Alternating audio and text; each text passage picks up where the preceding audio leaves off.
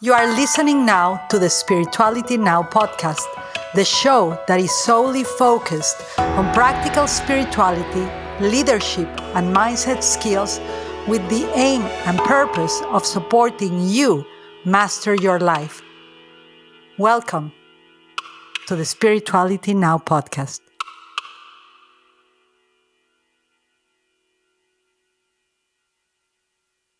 Welcome to the Spirituality Now podcast. I am your host, Ivonne Delaflor. A quick kind reminder that we are self-sponsored so far. We have been receiving, opportunities and invitations from other people for us to, be sponsored by them and announce their incredible either products or services or philanthropies. We are mainly based philanthropic wise. The reason why we do this is because we want you to have the full context of our guests. And so we do not do a lot of intermissions or commercials. We may start doing a couple of them, but just for your notice, this is what it is right now. It helps us when you follow us, subscribe, share us with others since we're philanthropically based. Anyways, enough of me. And enough of this. So I have a great guest today, and it's always so fun to actually interview not only very powerful people that are serving the communities globally, but also I love to interview, women of my country or men of my country. But I love to interview where I came from, people from Latin America, Mexico, that are creating. Like one of my mentors said, a ruckus. And a ruckus is not like a chaos. They are actually creating a ripple in the water of change. And I love always to interview those incredible souls. I am a believer that you are like the average of the 5 people you spend the most time with. And I have seen, the Spirituality Now podcast, and I don't know you guys, if you have a YouTube channel or a TikTok platform or on whatever platform you have or a group or a coaching service, those are not only for the people you serve, which is the number one priority. Resolve a problem, help people resolve problems and treat them with kindness and help them get results. But the second thing is that you get blessed. You get so blessed. For me, the Spirituality Now podcast, I keep asking, why do you do this philanthropically? I said, well, I don't know if that's true because I get to be blessed by all of these people. I get to learn all different, mindsets and how they are impacting the world. And I believe that the average of 5 people, you become that. I believe I'm so blessed receiving these incredible souls doing doing great things for the world. Anywho, so my guest today, a gorgeous woman, entrepreneur, just incredible. I was just in one of her programs as a guest, but her name is Aurora del Villar. She is a clinical psychologist. So pardon me during the course if I'm like going into therapy mode sometimes because I will ask her a couple of questions, but I always pay tribute to that. That's incredible, achievement. A clinical psychologist, Gestalt, and a body psychotherapist. I don't even know what that is. We're going to ask her. And psycho-spiritual helper, an accomplished author. And she has really, really very, very, I love the titles of her book. She has the book that she has written called The Princesses, Las Princesas, Turn 30, 40, 50 and Beyond. Las princesas se convierten, tienen 30, 40, 50 años y más. And Your Prince, gentlemen, you too, also turn 50, 60 and beyond. And you're 50, 60, 70 years and more. And also she wrote a book called Notes on the Way Home. Known for blending humor with a scientific approach to spirituality, she has spoken at notable congresses and institutions, including Minera, Mexico, and Hotel Sofitel, a big corporation, and at venues like the National Auditorium. That's a dream for me, to speak there or to do a ceremony there while speaking of leadership, is the Auditorio Nacional in Mexico. I'm telling you, when you perform there or speak there or just show up there is the biggest thing you can do. And Arena Monterrey, I mean, this is like for those of you who are Latinos, Los Bukis at Arena Monterrey. It's like Luis Miguel at Arena Monterrey. Big, like Metallica at Arena Monterrey. So during the pandemic, she contributed to Hechos AM, which is and regularly appears on national radio and television. Her online presence includes the blog Soy Aurora, I am Aurora, on YouTube and Spotify, where she guides meditations and Si Quien Habla. We'll ask her about that. On Facebook and Instagram for reflections and wisdom. She also hosts Plenitud Sostenida, Sustainable Plenitude, I think that's how you say it in English, on YouTube. In addition to her private practice, she teaches at the Humanist Institute of Body Psychotherapy. Wow. Aurora, welcome to the show. Hello, Yvonne. Thank you very, very much. I feel happy to be here. I feel honored and I feel blessed. Thank you very much. Wow. And I'm going to say you're an incredible speaker. I'm learning to pace myself because I'm always so excited when I get to interview someone, especially people that I admire. Like I got in the show one of the main Zen teachers in the world. His name is Medo Moroshi. Aurora, I was so nervous. See, I'm going into therapy mode. Not nervous of like afraid, nervous of excitement, of honor. I feel a little bit like that with you. So anyway, so welcome. And you're such a great and eloquent speaker. But let's start, okay? So let's start just with the typical question, probably that you have been asked for thousands of times. But I want to know who Aurora is. Like what was little Aurora like? What did little Aurora live? Maybe survive to thrive, to help us all humans later on in her life. Tell us a little bit about your story. Oh my God. Well, little Aurora is a little kid that still lives inside me. I used to be a very quiet child, a very fearful child, and it's been a process through this year until I became what I think I was supposed to be, I was born to be. I think my path is not different from the path of a lot of people who are born with in searching mode, like trying to find out why are we here, why am I born, why in this family, why this. Very soon I understood two things: a spiritual call. I have a very personal relationship with God since I was a little kid, through praying, through talking with him and her a lot.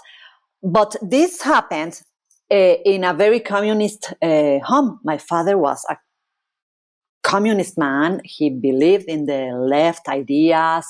My books were all printed in the Soviet Union, Pushkin and all that. My books as a child. All my education was in the belief that God does not exist. And I had personally the feeling that that wasn't true. I had a lot of discussions with my father in that sense, because I said that there must be something else. It can be just you born, you grow up, you reproduce, and then you die. And in the meantime, you fight to pay your bills. This cannot be the only thing that is. At the end of the life of my father, who now is not in this earth, he became very respectful because he saw me growing in spirituality, letting go all the intellectual job that I was supposed to do, because the first thing I studied was in the School of Writers, La Escuela de Escritores here in Mexico City. There's a school that teaches you to write for TV, for newspapers, literature, etc. I am a writer. As you said, I have written a lot of books. Well, not a lot, but many. And then I studied theater. I want to become an actress. And then a director, an art director, and scene director, like in the theater, telling people what to do. And all that was my career, my path. I thought that I was going to be in a cultural world, etc. And then I discovered I was in a profound crisis. Of course, I was in a profound crisis. An artist in Mexico is not, very successful financially and personally. And somehow I arrived to a therapy session with Marta, my beautiful first therapist, the first person that really got me, understood what was happening to me. And she told me, you maybe would like to become a therapist yourself. And I said, no, you're crazy, Marta, because I am an artist, an intellectual person. And I believe in this, I belong to this intellectual world. But somehow I gave it a chance. And here I am. Now I am a psychologist. I studied psychology later in my life. And I became a psychotherapist. I made all my specializations, and this is my path. And I know the writing, the acting, the art, the musical, that has a sense in my career now. They are tools I use in my lectures, in my sessions, in my books, in my teachings, in all that. More or less, that's. I mean, wow. Marta was your first therapist, you said? My beautiful friend, Marta de Lope, yes. I just want to say that I love when people pay tribute to where they come from and they are honoring with them, because I always say, some people get mad at their mentor, especially when they give them feedback and there's like, it's no longer my mentor. I was thinking today, once a mentor, always a mentor, maybe not active in your life right now, but there's a part of them. And I always appreciate when people pay tribute to their mentors. And let me ask you something. I have so many questions. And of course, you see me, I'm making notes. So your dad is Mexican or is he Russian? No, my dad was Peruvian. Wow. So how did the communist way of living, of thinking, went into his? No, well, our South American countries, they live under I don't know the word in English, dictadura, with a dictator, dictatorship. And that's how, the communist ideas become like the opposition of that, like something to fight to the dictator. The problems became that big that my father had to leave his country, Peru, and he came to Mexico, where he met my mother. So, and that is what year will that be? Let me tell you why, because my grandfather was the governor of a city in Mexico called Tabasco, Villahermosa, under the regiment, maybe under the presidency of Miguel Alemán, and they installed the first public education schools in Mexico, and the things they had to deal with because of that. I mean, the whole political climate of communist thinking, socialism, anti-capitalist movements, it's been very rampant right now. So what year was that? Just for our awareness, Aurora. I think that was like in the middle 60s. Yeah, the same. Okay, The so same, yes. framework and wow. So in that landed in your home, right? And that landed. So how as a child, how and you said, I love that you said, so God didn't exist, but for you, it's the first time I hear this. It didn't make sense for me that God didn't exist. Usually, people are like, it didn't make sense for me, religion, or Yes. I had to recover God. But you are like, no. Doesn't matter what they teach me. Doesn't matter how they think God exists. So that's a personal choice. So how was how did you notice? What did you notice? What was your contrast? Because all that you did, and artist and writer and speaker and healer and psychotherapist. But what did you feel? What did you feel? Because for me, let me just very quickly, I remember in 2019, we went to the Republic of China, which, Aurora, I love. I am devoted I have something in my cells that calls me to the culture, to the arts, and all of that. But there was a particular feeling and even smell of the communist world.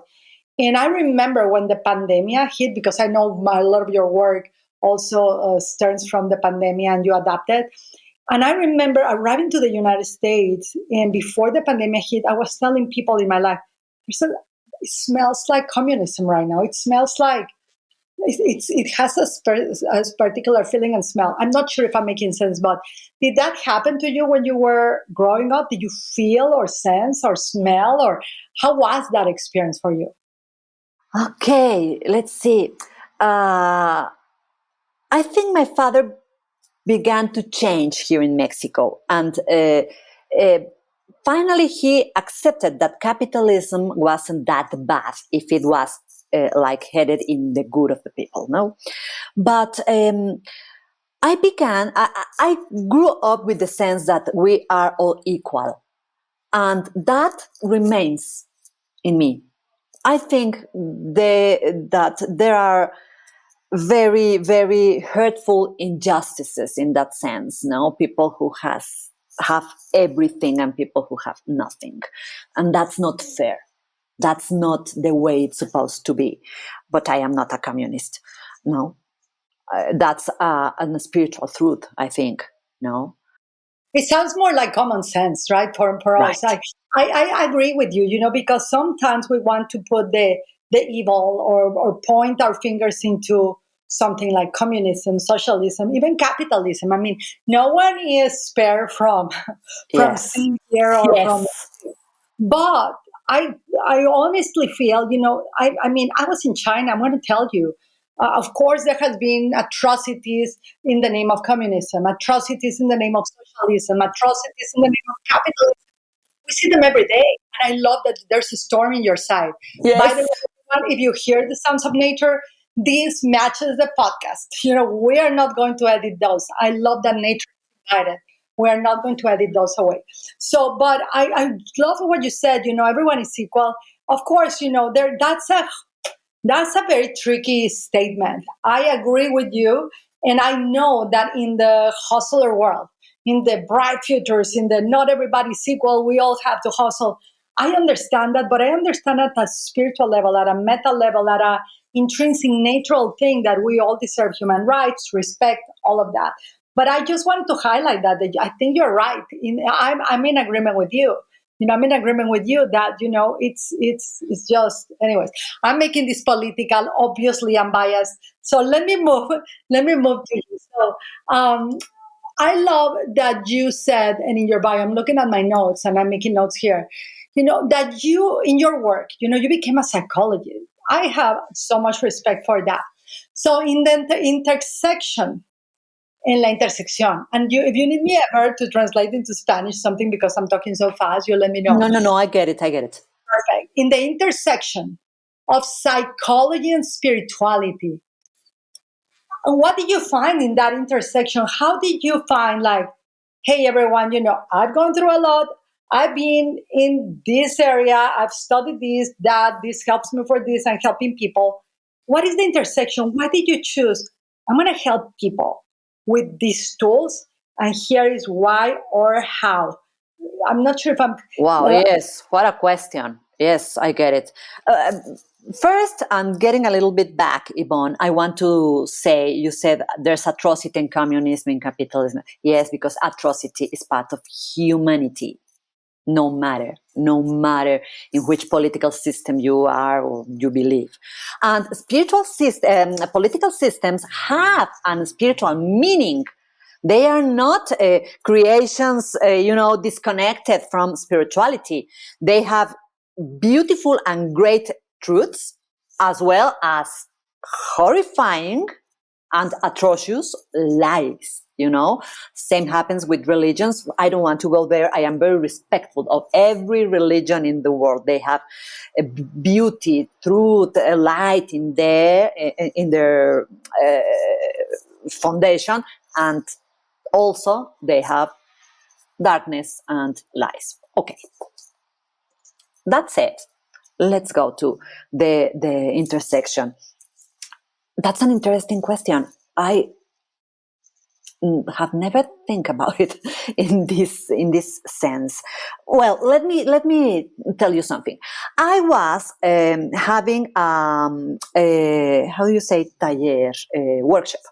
I was holding a workshop, a creative writing workshop for writers, of course, no? And one beautiful day, I went to my workshop and all the students came and I proposed an exercise just to make some writing and enjoy it, no? But in the development of this session, something happened, Yvonne, and my students became to open things very, very personal and to share, and they began to cry, and it was a very, very deep, moving session. Marta, the same Marta I talked about a minute ago, had already told me, why don't you think about becoming a therapist? And I said, no, Marta, I am a writer, I am an actress, I am a stage manager. No. And that day I thought, if I am doing things, I don't know what I did, what I asked, what I moved, but I did something, because all these people are crying, are sharing, and I feel a little bit overwhelmed. So I have to learn to help people. If I am going to promote these states of mind and these things to happen, I have to learn to do it professionally. I cannot be opening hearts and then leaving them like it was none of my business. It was a sense of responsibility then, which led me to begin my preparation as a psychotherapist, as a spiritual therapist, which was my first decision. When I went with Marta, she is a path worker. I don't know if you are familiarized with the path work. Yes, yes. If you can just in parentheses, can you? Oh, I love the storm. I mean, if you in parentheses can just share with people a little bit. Martha did pathwork. Tell them a brief thing about Yes, of pathwork. course. I am a pathwork helper. Pathwork is, as its name says, path work, a work that you do in a path in your life. And it's an invitation to self-transformation through the work and purification of the energy of the lower self. You know, the lower self is the negativity within us, is all the bad energy we have, all our defects. How we make this work? Well, we help each other, of course, but we also have in our personality the higher self, our divine energy, our connection with the world of God, which is always willing to help us in our path. I don't know if you want to add something or ask something more about the path work, but it's a methodology for self-growth. Yes. The first time Marta told me, oh, yes, we work with lectures, and these lectures are channeled by a non-incarnated entity, I was petrified, horrified. I said, this is like, I don't know, a secta, a group of, no. I was very scared.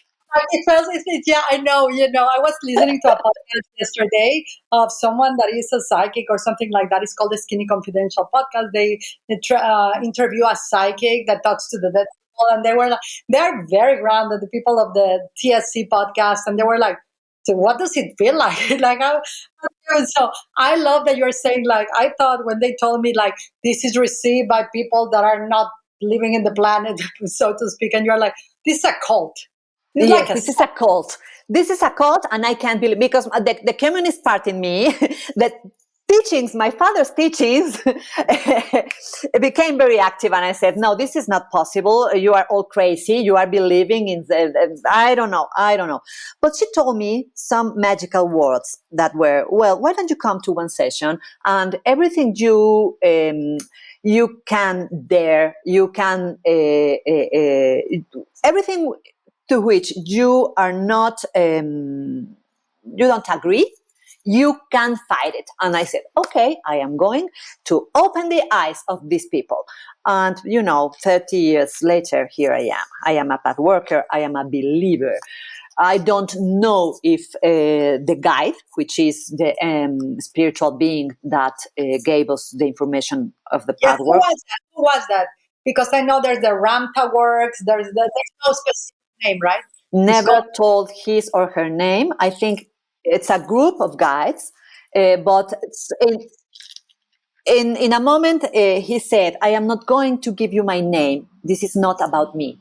This is about you and the spirit, the spirituality. I mean, I'm cheering for the entities out there. Good for you. Here in the humanity, anyone that is in a spiritual path, Zen path, Buddhist path, Christian path, we're working for not being about us. So I will imagine if you are an entity and not having a body, you still want to keep working on that is not about you.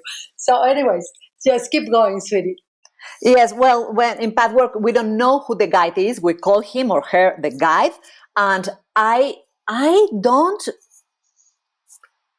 know any other material that hold such a profound knowledge of spirituality, such a profound tools to change, profound tools to grow. I can perfectly, I don't know the intersection in the way you asked, but I can tell in my biography the before and the after the path work. Before, I was sad, I was very neurotic, I felt anxious, I was very lonely, I was fighting with everybody, my economy wasn't that well. And then everything, of course, it's a path. It was hard to do. It was not a miracle. It was not a gift. It is the product of my job, my work. But I can tell now I feel really, really, I am enjoying a lot my life, and I want other people to enjoy theirs. So that's why I do this work. Aurora, I love this, and I think the word intersection was a little bit just to open the conversation, but I think you got it because it's like, what is the intersection? It's like, it's a merging of rivers, like that, like the Ganges, that is where all the rivers in India arrive, right? It's like a convergence point where we can, what you just said, be better, feel better, be better humans, be happy.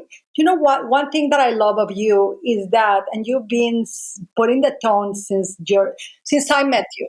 By the way, a little shout out to one of our previous guests, Yes. Alex Lucky, because look at how this podcast is going. Like a guest introduces another guest, and we all become good friends. Alex Lucky introduced me to this beautiful soul, and I just wanted to give a shout out. You can listen to his podcast about the 4 quadrants before this one on the Spirituality Now podcast. Anyways. Thanks a lot to Alex, because I am very happy we finally met, Yvonne. Oh, really, I am. It's like a re-encounter.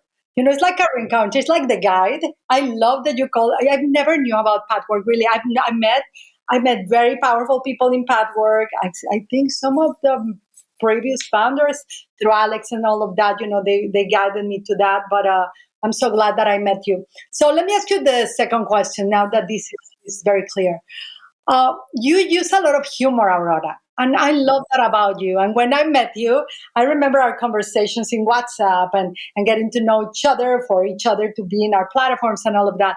There was a lot of humor. And we had even our little playful self that you said in the beginning, my inner child still is with me. Period. I am her. And there was the emojis and everything. But humor is very important in the path, in your path, in the path of you serving others, which I love. So what is the power of humor in healing? Joy is a divine attribute. And joy, I think God is a very joyful being. He enjoys to create, he smiles, he laughs, or she. God lives in a very joyful way. I know you meditate. Sometimes in meditation, we can feel the joy No, we are happy. We feel this excitement. That's spirituality too. Spirituality is not just about taking very seriously the path or praying in a very, very serious way. It's also, but joy is part of spirituality, and it's part of my nature. But all spiritual gifts, all spiritual attributes we have as humans can be distorted. Irony, as an example, is a distortion of our joy. Being sarcastic is using our joy in a distorted way. The work is to take that distort energy and get it back to what it was in the origin. Yes, and I know there are people very spiritual who are not that humorous, but I am. That's the way I am.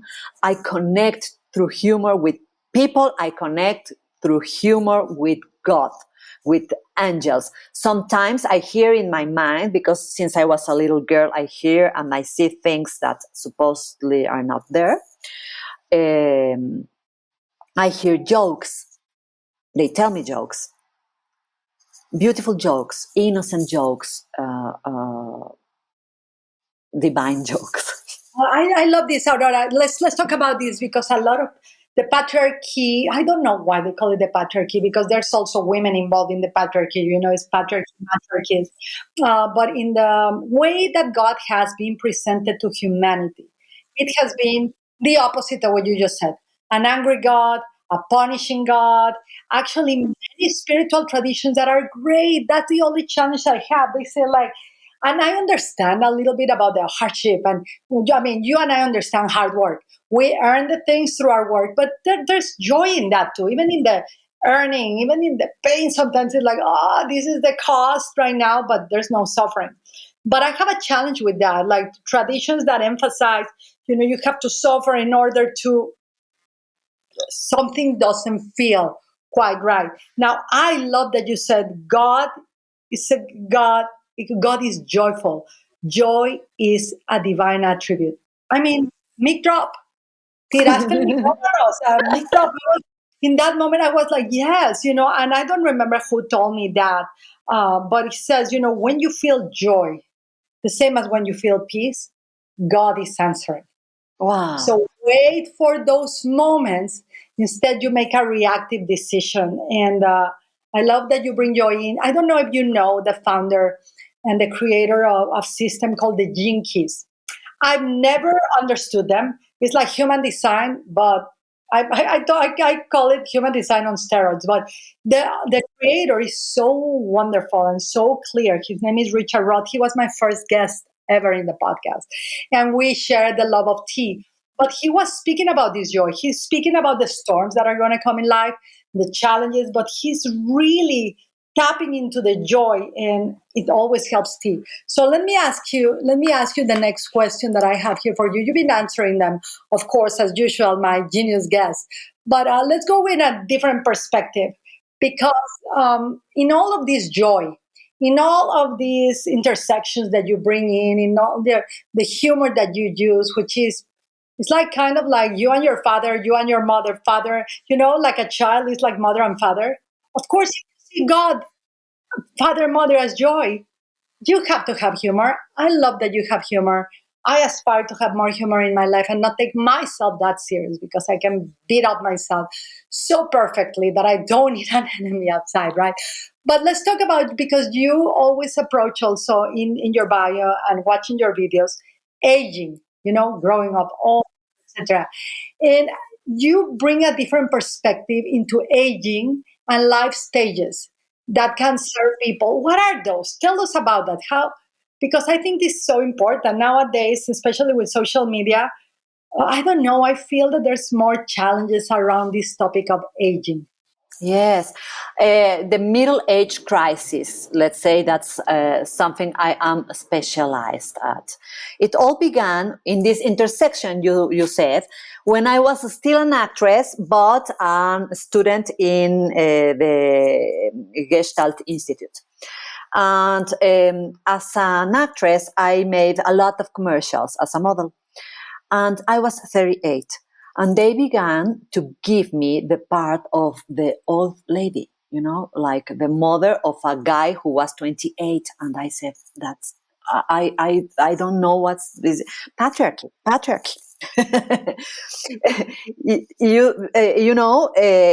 As a woman.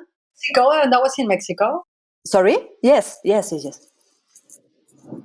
As a woman who works as a model or an actress, you can't get old.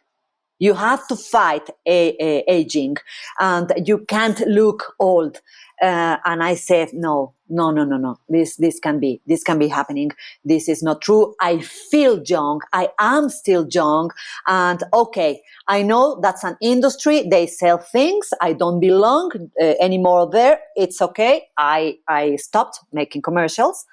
But I began to think, what is happening to us women with this energy that is saying you can't get old. When you are approaching 40, you better give up. You better retire. You sit in a sofa and expect your hair to get white. If you want, that's okay. And die. Yeah, no. First, you have grandchildren, and then you die. And I said, it's not. I think I have a long way ahead of. Why am I stopping this?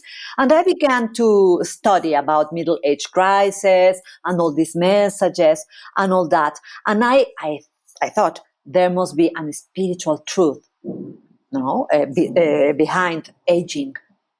And I don't know if I totally got it already, but time has a profound meaning in Earth. Thanks to time, we can fully appreciate, if we want, cause and effect as a law. I did something when I was young. I am seeing the effect of that now that I am older.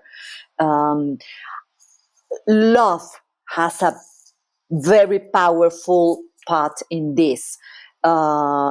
Understanding love as a teacher has everything to do with the pass of time, because the first great teacher we have as human beings is pain. And we have to get sufficiently old to understand that it's not necessary to attend pain's classes anymore. We can attend love classes, love lectures, love teachings. And love's classroom is almost empty. Aurora, give me a moment. I'm feeling shivers. I hope our team behind the scenes is taking notes. That this will be an incredible clip for people. Let me tell you why. I was just attending the ceremony of the diplomatic relationships 45, or I don't know if it's 45. I think it's 45, 48 years of diplomatic relationships between the United States and China. And China, I saw that in your social media. But what you are just sharing, it reminds me, well, I was there and I was really moved for the first time. I was really moved when the people sang the national anthem of China and the national anthem of the United States. And I was wondering, what will it be if we all in the world had one national anthem? What would that be? And immediately I started hearing, like, having a conversation in my mind, like a conversation with God, God saying to me while I'm watching the show, well, the anthem will be love. The anthem will be love. Even the rocks can love. I mean, look at the storm. I mean, when you have been speaking about aging and time, the storm comes, I say this, and it has to be about love. And now that you said it, and you just said, it just reminded me of that moment that you require to be, this is the importance of age. Old enough to understand at that certain point in your life that pain, you no longer have to attend classes in it. I mean, Aurora, I wanted to cry. So please keep sharing about this because this is pretty moving. And it goes beyond, the popular saying that you get wiser while aging. Yes, it's true. We all know it's true, but it's even more profound than that. If we want, we can find beauty, we can find joy, we can find humor, we can find God in aging. And that's my search. That's why I wrote all that books. They are no longer called like that. I made with my co-author, which is my beloved friend Laura Krieger. We finally found out it's not the time to be called ourselves princesses. So yes, I love that. We erased all that, but we kept the research we did about aging, about all that, and made another book that it's going to appear soon. It's going to be published. Please come back. Please come back, and maybe you can come back with your co-author. Please come back. Oh my God, yes, that would be such a pleasure. I would love to have you both back, because that's my next question. Actually, you wrote many popular books. I love the title, actually. Because even if it's not called that, I think I don't remember what sacred text. I don't know if it was A Course in Miracles, the Bible. I don't remember, but it says maybe none of those. But if you can understand the title, you've read the book already. And I get it when you say like princesses at 30, 40, 50, 60, 70, 80. And we're going to age, all of us, even if we find like I've met some people that are literally right now working, investing billions for immortality and all of that. Even then, I know Eckhart Tolle wrote a book called Even the Sun Will Die. Eventually, your immortality, you will want to transcend it, because it's like, how many thousands of years can we live in this earth? 3,000, 5,000, which are like the approximately 1 year on the heavenly realms. It might,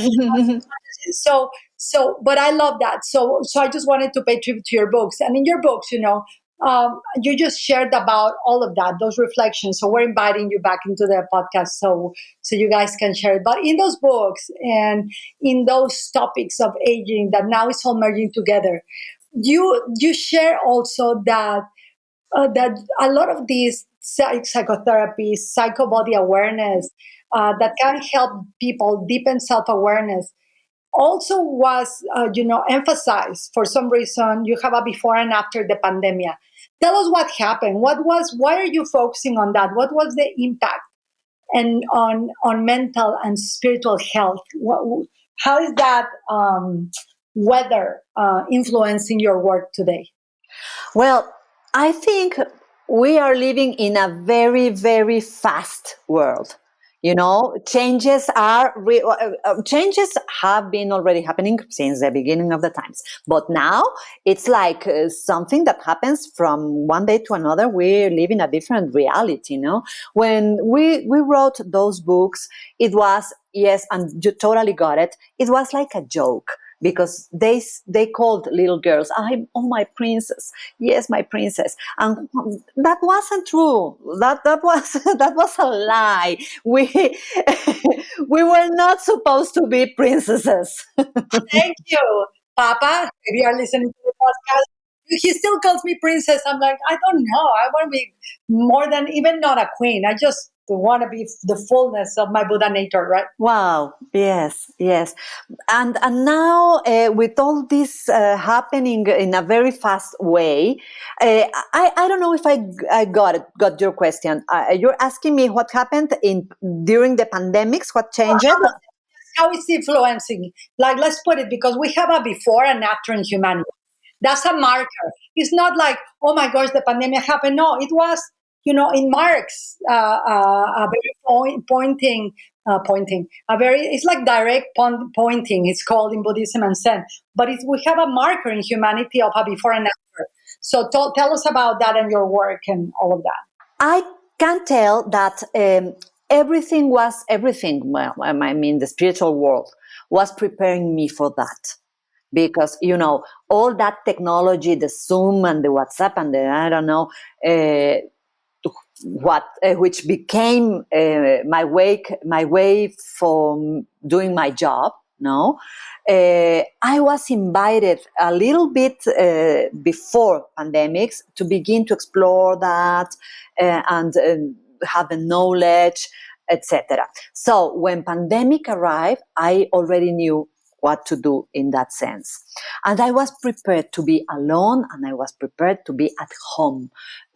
Somehow the magic of life made me move to a wonderful apartment. I love my apartment. It has light, it has my plants, which I love. I love being here. It happened a little bit before, that I moved here. And I see the gift in that. No, it was like, Aurora, you have to be in a place you love because you are going to be there a while. No, and pandemics was my opportunity to say thank you to all my teachers, to all my mentors, and to all my process. Because I can totally understand people getting anxious, getting depressed, getting mad, getting violent, getting even fat. And all that happened. And scared, very scared. I wasn't none of that. Of course, I was concerned. I was sad. I lost a lot of people. I was worried, not for me, but for my mother, etc. And for the world, no. But I knew this was an opportunity to make profound changes, and I know that it has not. It's not finished. We are not scared. We are not at home. We are not getting ill and in danger of dying, or at least not like we were. But we are in a very, very deep change. The world is changing, even if we see pretty much the same, the war over there, and they are fighting over there too, and we see conflicts, but we also can feel and be part of a majestic, magnificent spiritual growing, which has never before happened. And I am very excited with that. Aurora, let me say something here. Please. When you are sharing this, it's like, I know that the babies that are going to be born in a decade, this conversation is going to be like, what were they talking about? But for us that are alive right now, and we're witnessing the transition, the evolutionary impulse, the big change, the big storm, the big call for surfing, right? The big call for us becoming good ancestors for the future generations, hopefully, and leave a seed that can support whatever the next generations are going to do, because humanity and earth will thrive with or without us. It just keeps going. It's just the refinement of a joyful God. It will continue going in spite or in favor of us. But when you share this, I'm very excited too. And I just wanted to share, when you shared that just a little bit before the pandemic, all of this happened for you, it was like it was fate, not fate, Faith, not belief, but fate, like destiny, like it's in a massive, upgraded divine plan, right? I had the same experience as you. I moved. I was living in a penthouse somewhere that there was no elevators because I was all ecologic. I broke my ankle afterwards. Okay, I could not have gone up the stairs 3 floors, and I moved to a perfect place where there is little lakes and there is all that stuff that is only 1 floor, and the pandemic came. And so I was in the perfect place, already settled, and then my ankle and my foot, that has been a long year, like karmic kind of path, but it has been, your sharing reminds me on how, when you really focus on living the path, how you said in the beginning, you said becoming where you were always meant to become, and you are in that path doing your work, there is this sense of being taken care of. I love this, Aurora. So, we have a couple of minutes left, but I do want to talk to you about one last topic, and then we'll share how people can contact you and if you do sessions and everything. But you speak, and I think right now that people really need it more than ever, in an active form, quiet form, walking, driving, whatever, but it is the power of meditation. And I know that this has been repeated over and over again, but I can't emphasize this enough. And from a psychology perspective, psychophysical, psycho spiritual, I would love to hear your perspective on how your guided meditations, how can they have a long lasting transformative power in all areas of people's life, businesses, relationships? Why are they important right now, Aurora? By commitment. How can we achieve anything? By commitment. There are my meditations in my blog, but there are a lot of meditations, a lot of styles, a lot of teachers, a lot of ways to do it. Commit, just commit. It's not a dogmatic or a fantasy thought. We have scientific proofs that tell us that meditation has a lot of benefits in our mental and physical health. So if you want to know what are those benefits, commit 5 minutes for begin, sit down and just breathe and hold the anxiety of I am doing nothing. Oh my God, I have to go to the supermarket and then I have to pay the bills and then try to stop. Don't do any effort because thinking is going to happen. But just get back to your breath, your respiration. But I think that word doesn't exist in English. That your breath, your breath, just your breath. I need that right now. That was just, what you said, it was like commitment. I was like, I was not expecting your answer.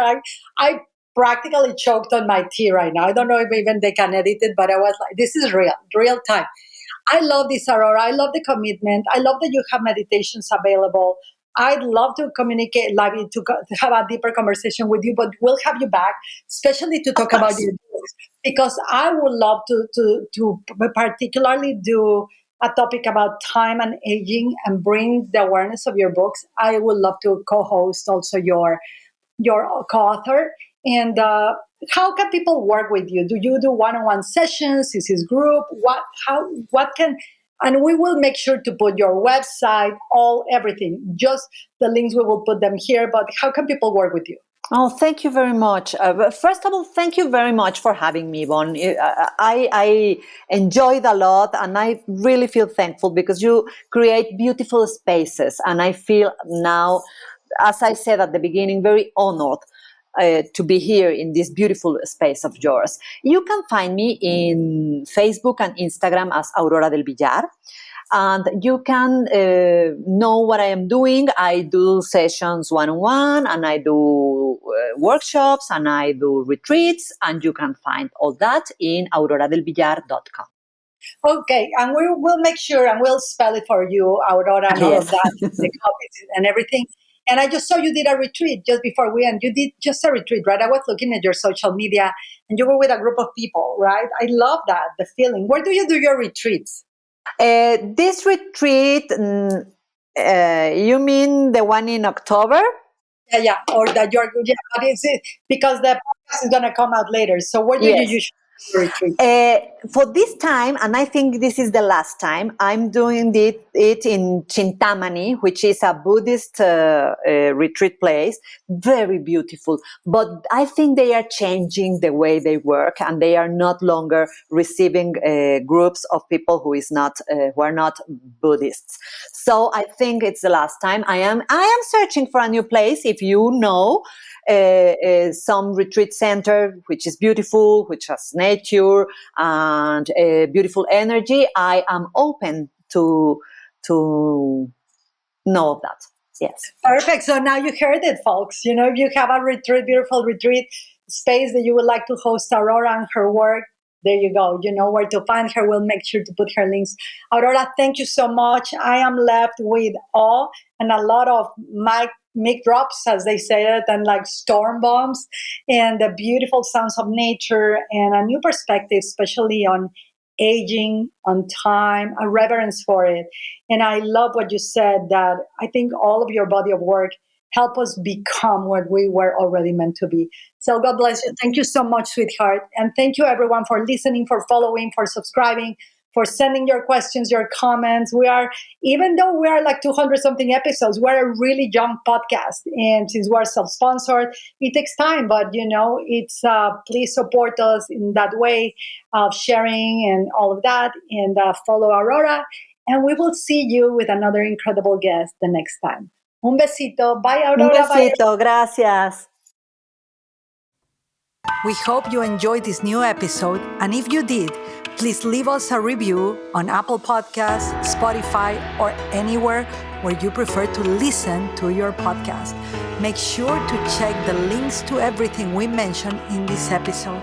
For more news, future or past episodes, or for any other inquiry, please visit our website at delaflorteachings.com. Once again, thank you for listening to the Spirituality Now podcast.